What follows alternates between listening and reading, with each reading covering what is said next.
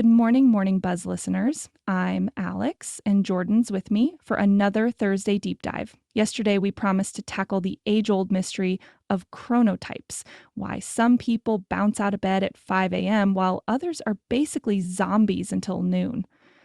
Jordan, I have to confess, even though I'm hosting a morning show, I am not naturally a morning person. I've been forcing myself into this schedule for years.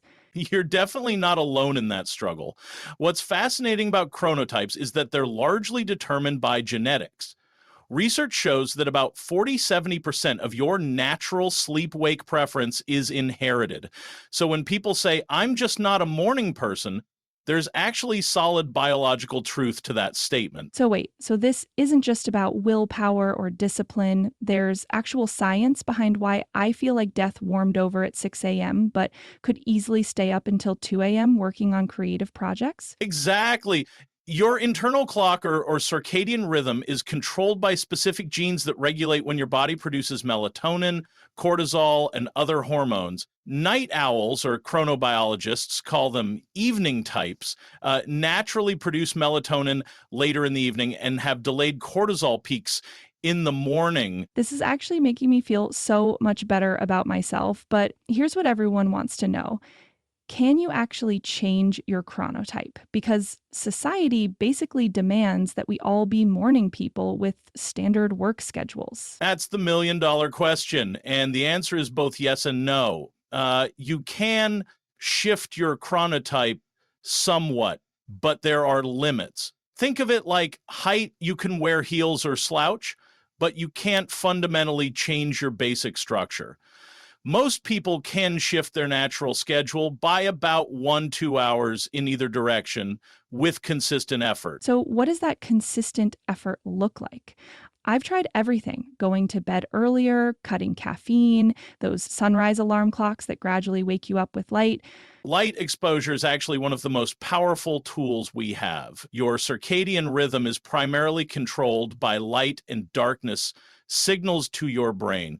Morning light exposure, especially bright light within the first hour of waking, can help advance your circadian clock.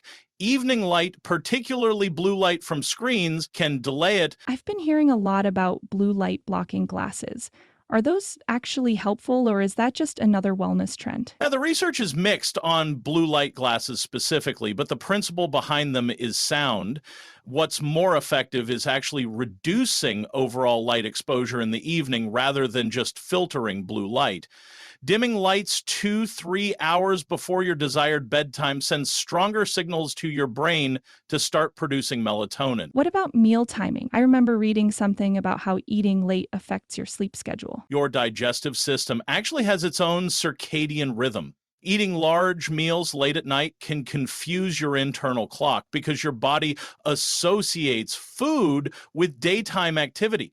Some research suggests that time-restricted eating, basically having your last meal 3–4 hours before bed, can help reinforce your natural sleep-wake cycle. This is making me think about social jet lag. I've definitely experienced that, where you have one sleep schedule during the week and a completely different one on weekends. Social jet lag is a real phenomenon that affects a huge portion of the population, especially night owls who are forced into early schedules.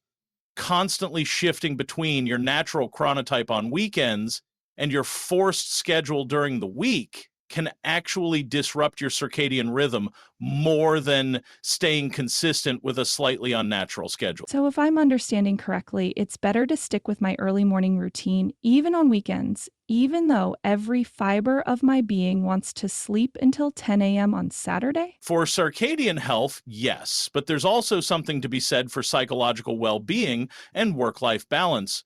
The key is finding a sustainable middle ground.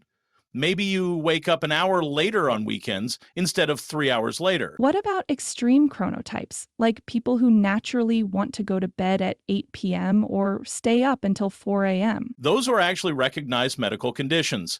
Extreme early chronotypes might have advanced sleep phase disorder, while extreme night owls might have delayed sleep phase disorder.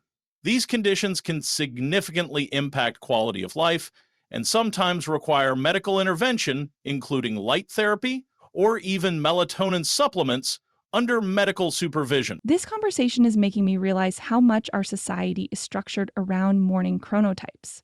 Night owls are often seen as lazy or undisciplined, when really they're just operating on a different biological schedule. There's definitely chronotype bias in our culture. We associate early rising with virtue and productivity, but research shows that night owls can be just as productive and creative. They just peak at different times. Some studies even suggest that night owls tend to be more creative and better at thinking outside the box. I love that validation for all our night owl listeners. Any final tips for people trying to work with their chronotype rather than against it? Pay attention to your natural energy rhythms and try to schedule important tasks during your peak hours when possible. If you're a night owl forced into an early schedule, prioritize sleep hygiene and light exposure, but also be realistic about your limits. Small, consistent changes work better than dramatic overhauls. Such practical advice. Speaking of working with natural rhythms, tomorrow we're diving into something completely different: why certain foods become comfort foods and how our emotional relationships with specific dishes are formed in childhood. It's going to be a delicious discussion. Thanks for helping us understand why some of us are zombies before coffee, Jordan. Always a pleasure. Sweet dreams to our night owls and bright mornings to our early birds. See you tomorrow, everyone.